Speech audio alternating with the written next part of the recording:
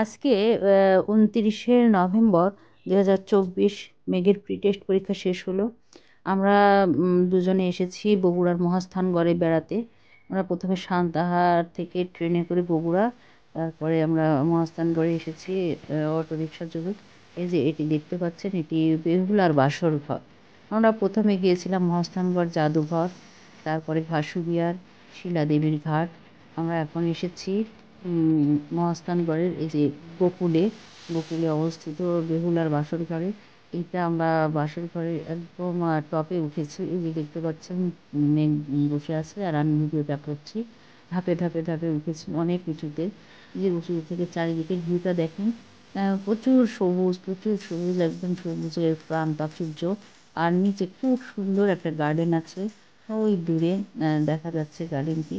এখানে অনেক কষ্ট করে উঠতে হয়েছে ধাপে ধাপে, তারপরে প্রচুর লোকজন উঠছে। আমরাও উঠেছিলাম।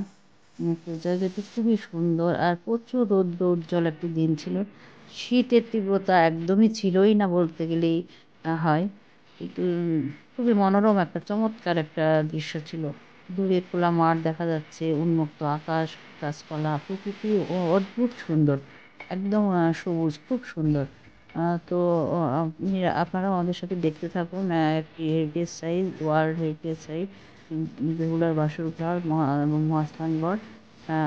এরপরে নেক্সটে আমরা হচ্ছে অন্য কোনো দিন